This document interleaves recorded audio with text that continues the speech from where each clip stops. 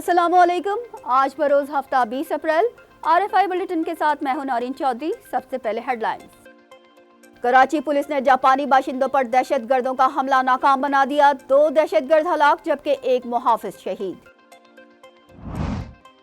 پاکستان نے IMF سے 6 تا 8 ارب ڈالر کے اگلے بیل آؤٹ پیکج کے لیے باضابطہ درخواست دے دی، مئی میں خدوخال طے کیے جائیں گے۔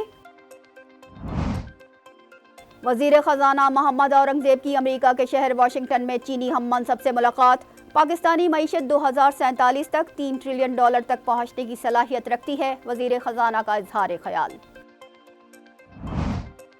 دفتر خارجہ کی ترجمان کا کہنا ہے کہ سعودی وزیر خارجہ کا دورہ پاکستان کامیاب رہا، 9 ارب ڈالر کی سرمایہ کاری کے معاہدے طے ہوئے۔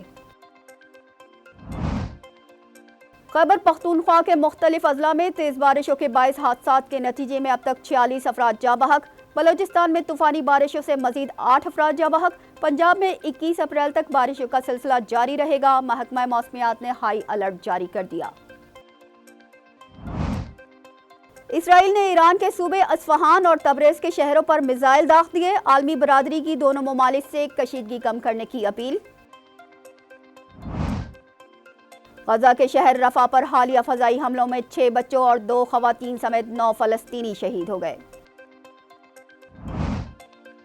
پاکستان اور نیوزی لینڈ کے درمیان دوسرا T20 انٹرنیشنل آج راولپنڈی میں کھیلا جائے گا، جبکہ گزشتہ میچ میں بارش کی وجہ سے صرف 2 گیندیں پھینکی جا سکی۔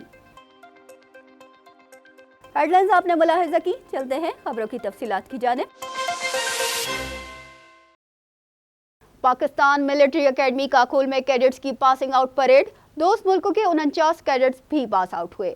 ISPR کے مطابق 149ویں PMA لانگ کورس کی پاسنگ آؤٹ تقریب کے مہمان خصوصی joint chief of staff committee کے چیئرمین جنرل ساحر شمشاد مرزا تھے، جبکہ ترکیہ کے چیف آف جنرل اسٹاف بطور گیسٹ آف آنر شریک ہوئے۔ لانگ کورس کے ساتھ 14ویں مجاہد کورس، 68ویں انٹیگریٹڈ کورس اور 23ویں لیڈی کیڈٹ کورس کی پاسنگ آؤٹ پریڈ بھی ہوئی۔ اعزاز شمشیر PMA لانگ کورس کے academy senior under officer Muhammad Noman Abdullah نے حاصل کی۔ صدارتی gold medal PMA long course کے company senior under officer Muhammad Abdullah Javed نے حاصل کیا۔ Chairman joint chief of staff committee سمندر پار گولڈ میڈل سعودی عرب کے senior under officer Fahad bin Aqil کو دیا گیا۔ Chairman joint chief of staff چھڑی 14ویں مجاہد کورس کے انڈر آفیسر الیاس خان اور کمانڈنٹ چھڑی junior under officer Danish Sattar کے نام رہی۔ کراچی پولیس نے جاپانیوں پر دہشت گردوں کا حملہ ناکام بنا دیا، فائرنگ کے تبادلے میں 2 دہشت گرد ہلاک اور 1 محافظ شہید ہو گیا۔ پولیس کے مطابق مرتضی چورنگی C1 اسٹاپ کے قریب صبح 6:50 پر دہشت گردوں نے جاپانی شہریوں کی گاڑیوں کو نشانہ بنایا۔ جاپانی ماہرین کی ٹیم ایکسپورٹ پروسیسنگ زون جا رہی تھی۔ ایک دہشت گرد نے گاڑی کے قریب آ کر خود کو اڑا لیا، جس سے گاڑی کے اگلے حصے کو نقصان پہنچا، جبکہ جاپانی شہری محفوظ رہے۔ اس دوران غیر ملکیوں کے ساتھ موجود سیکیورٹی گارڈز نے ملزمان پر فائرنگ کی۔ اسی اثنا میں پولیس موبائل بھی وہاں پہنچ گئی۔ فائرنگ کے تبادلے میں 2 دہشت گرد مارے گئے۔ شہید ہونے والے محافظ نور محمد کا تعلق سانگھڑ سے ہے۔ پاکستان نے IMF سے 6 تا 8 ارب ڈالر کے لیے اگلے بیل آؤٹ پیکج کے لیے باضابطہ درخواست دے دی ہے۔ پاکستان نے اگلے بیل آؤٹ پیکج کے لیے باضابطہ درخواست جمع کروا دی ہے، جس میں ماحولیاتی فنانسنگ کے ذریعے اضافے کا امکان ہے۔ فریقین مئی میں اس کے خدوخال طے کریں گے۔ پاکستان نے مئی میں IMF کا ریویو مشن بھیجنے کی درخواست بھی کی ہے۔ اگرچہ IMF ریجنل اکنامک آؤٹ لک میں پاکستانی معیشت اور قرضے کی ادائیگی کے حوالے سے تحفظات کا اظہار کیا گیا ہے، مہنگائی کا دباؤ ایک بڑا مسئلہ ہے، تاہم مقامی پیداوار میں اضافے اور توانائی کے متبادل ذرائع سے حوصلہ افزا امید ہے۔ اس کے علاوہ دوست ممالک کی جانب سے ڈپازٹ اور بیرونی سرمایہ کاری پاکستانی معیشت کے لیے مددگار ثابت ہوگی۔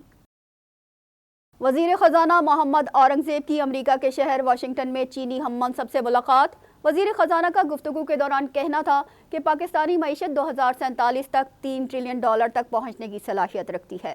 وزیر خزانہ محمد اورنگزیب نے کہا کہ پاکستان مالی سال 2025-26 کے دوران چینی پانڈا بانڈ لانچ کرنا چاہتا ہے۔ ملاقات میں وزیر خزانہ اور چینی ہم منصب کی جانب سے بین الاقوامی اداروں میں تعاون جاری رکھنے کی ضرورت پر اتفاق کیا گیا۔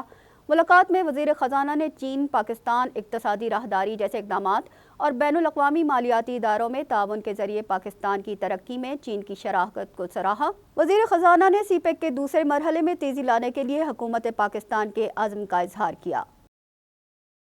دفتر خارجہ کی ترجمان کا کہنا ہے کہ سعودی وزیر خارجہ کا دورہ پاکستان کامیاب رہا، 9 ارب ڈالر کی سرمایہ کاری کے معاہدے طے ہو گئے۔ دفتر خارجہ کی ترجمان ممتاز زہرا بلوچ نے میڈیا بریفنگ کے دوران کہا کہ سعودی وزیر خارجہ شہزادہ فیصل بن فرحان کی قیادت میں اعلیٰ سطح کے وفد نے پاکستان کا دورہ کیا، جس کی ماضی میں کوئی مثال نہیں ملتی۔ وفد نے مختلف شعبوں میں سرمایہ کاری میں دلچسپی کا اظہار کیا۔ 9 ارب ڈالر کی سرمایہ کاری کے معاہدے طے ہو گئے۔ سعودی عرب مزید شعبوں میں بھی سرمایہ کاری کرے گا۔ ایرانی صدر ابراہیم رئیسی 22 اپریل کو پاکستان آئیں گے۔ ان کی ایڈوانس سیکیورٹی ٹیم پاکستان پہنچ گئی ہے۔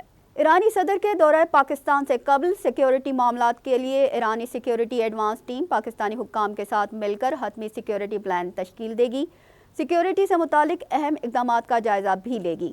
واضح رہے کہ ایران اسرائیل تناؤ کے درمیان صدر رئیسی کا دورہ پاکستان تصویراتی لحاظ سے انتہائی اہمیت کا حامل ہے۔ خیبر پختونخوا کے مختلف اضلاع میں تیز بارشوں کے باعث حادثات کے نتیجے میں اب تک 46 افراد جاں بحق جبکہ 60 افراد زخمی ہو چکے ہیں۔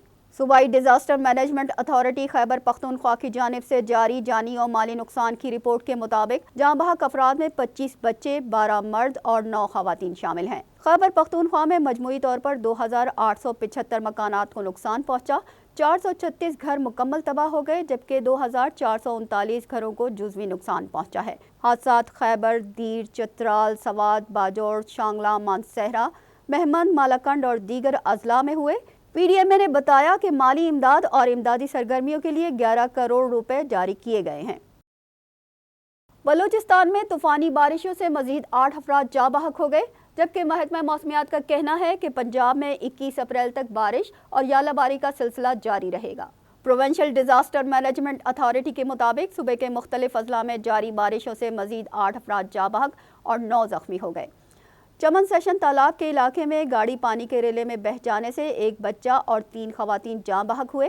صوبائی ڈیزاسٹر مینجمنٹ اتھارٹی کے مطابق حالیہ بارشوں سے چاقی میں 35 مکانات تباہ اور 65 کو جزوی نقصان پہنچا ہے۔ گوادر اور پشین میں 30 مکانات کو نقصان پہنچا۔ صوبے میں 1 پل اور 6 سڑکیں تباہ ہوئیں۔ کوئٹہ اور چمن میں بھی بارش سے شدید نقصان پہنچا ہے۔ ترک چیف آف جنرل اسٹاف کا دورہ پاکستان، صدر، وزیر اعظم اور آرمی چیف سے ملاقات۔ صدر آصف علی زرداری نے ترکیہ کے چیف آف جنرل اسٹاف نیتن گوراک کو نشان امتیاز ملٹری عطا کیا۔ ترکیہ کے چیف آف جنرل اسٹاف کو نشان امتیاز ملٹری دینے کی تقریب ایوان صدر میں منعقد ہوئی جس میں جنرل نیتن گوراک کو اعزاز سے نوازا گیا۔ جنرل نیتن گوراک اپنی جرأت و بہادری کے لیے ترکیہ بھر میں شہرت رکھتے ہیں اور انہوں نے اپنے ملک میں قیام امن اور استحکام میں اہم کردار ادا کیا ہے۔ انہوں نے ترکیہ کی فوج میں متعدد اہم عہدوں پر خدمات انجام دیں۔ انہی خدمات پر انہیں 2020 میں جنرل کے عہدے پر ترقی دی گئی تھی، جہاں انہوں نے 2nd آرمی کمانڈر کی حیثیت سے خدمات انجام دی، جس کے بعد گزشتہ سال اگست میں انہیں چیف آف جنرل اسٹاف بنا دیا گیا تھا۔ اسرائیل نے ایران کے صوبے اصفہان اور تبریز کے شہروں پر میزائل داغ دیے۔ عالمی برادری کی دونوں ممالک سے کشیدگی کم کرنے کی اپیل۔ شام میں ایرانی سفارت خانے پر حملے کے جواب میں ایران کی جانب سے اسرائیل پر ڈرون حملہ کرنے کے چند دن بعد صہیونی فوج نے دوبارہ کارروائی کرتے ہوئے ایران کے صوبے اصفہان پر میزائل داغ دیے، جس کے بعد عالمی برادری نے دونوں ممالک سے کشیدگی کو کم کرنے کی اپیل کی ہے۔ الجزیرہ کی رپورٹ کے مطابق جمعہ کو اصفہان اور تبریز کے شہروں میں دھماکوں کی اطلاعات ملی تھی۔ ذرائع کے مطابق ایران کا کہنا ہے کہ اسرائیل کے خلاف فوری جوابی کارروائی کا کوئی منصوبہ نہیں ہے۔ اس معاملے پر اسرائیل کی جانب سے تاحال کوئی بیان سامنے نہیں آیا، تاہم کئی ممالک نے خطے میں کشیدگی کو کم کرنے کا مطالبہ کیا ہے۔ غزہ کے شہر رفح پر حالیہ فضائی حملوں میں 6 بچوں اور 2 خواتین سمیت 9 فلسطینی شہید ہو گئے۔ غزہ میں جارحیت اور بمباری سے بچنے کے لیے اپنے گھر بار چھوڑ کر 20 لاکھ افراد رفح میں پناہ لیے ہوئے ہیں، جو قدرے محفوظ علاقہ تھا۔ فوج نے دعویٰ کیا ہے کہ اس نے رفح میں حماس کے خفیہ ٹھکانوں کو نشانہ بنایا ہے، جہاں وہ حملے کی منصوبہ بندی کر رہے تھے۔ امریکہ اور دیگر اتحادی ممالک نے بھی رفح میں پناہ گزینوں کی زندگیوں کی حفاظت کو یقینی بنائے بغیر کوئی بھی فوجی کارروائی نہ کرنے کا مطالبہ کیا تھا۔ غزہ میں 24 گھنٹے کے دوران فضائی حملوں میں 42 فلسطینی شہید ہو گئے۔ بھارت کی 21 ریاستوں میں انتخابات کے لیے پولنگ۔ انتہا پسند بھارتی حکومت کی جانب سے اگست 2019 میں آرٹیکل 370 کو ختم کیے جانے کے بعد پہلی بار مقبوضہ جموں و کشمیر میں لوک سبھا کے انتخابات کے لیے پولنگ ہوئی۔ بھارتی جنتا پارٹی کے وزیر اعظم نریندر مودی نے 2019 میں مقبوضہ جموں و کشمیر کی خود مختار حیثیت ختم کرتے ہوئے آرٹیکل 370 کو ختم کر دیا تھا۔ جس کے بعد وادی کو 2 حصوں میں تقسیم کر کے اسے مرکز کے اختیار میں دے دیا گیا تھا۔ آرٹیکل 370 کے خاتمے کے بعد لداخ کو الگ جبکہ جموں کشمیر کو الگ مرکزی علاقہ قرار دیا گیا تھا، اور اب وہاں وادی کی خصوصی حیثیت کے خاتمے کے بعد پہلی بار لوک سبھا کے انتخابات کے لیے پولنگ ہوئی۔ بھارتی ویب سائٹ کے مطابق لوک سبھا کے انتخابات کے پہلے مرحلے کے دوران مقبوضہ جموں و کشمیر کے شہر دھرم پور میں لوک سبھا کی ایک نشست پر پولنگ ہوئی۔ پاکستان اور نیوزی لینڈ کے درمیان دوسرا T20 انٹرنیشنل آج راولپنڈی میں کھیلا جائے گا۔ راولپنڈی میں بارش کی وجہ سے پہلے T20 میں صرف 2 گیندیں پھینکی جا سکی تھی۔ دونوں ٹیموں کے درمیان دوسرا T20 میچ آج شام 7 بجے پنڈی کرکٹ اسٹیڈیم میں کھیلا جائے گا۔ پاکستان اور نیوزی لینڈ کے درمیان 5 T20 میچز کی سیریز کھیلی جائے گی۔ گزشتہ روز اسلام آباد اور راولپنڈی میں بارش کی وجہ سے کیوی ٹیم کا آپشنل ٹریننگ سیشن منسوخ کر دیا گیا تھا۔ کھلاڑی ہوٹل میں ٹیلی ویژن پر رگبی میچ دیکھ کر محظوظ ہوئے۔ اس کے ساتھ ہی نیوز بلیٹن اپنے اختتام کو پہنچا۔ ہمیں دیجیے اجازت۔ اللہ نگہبان۔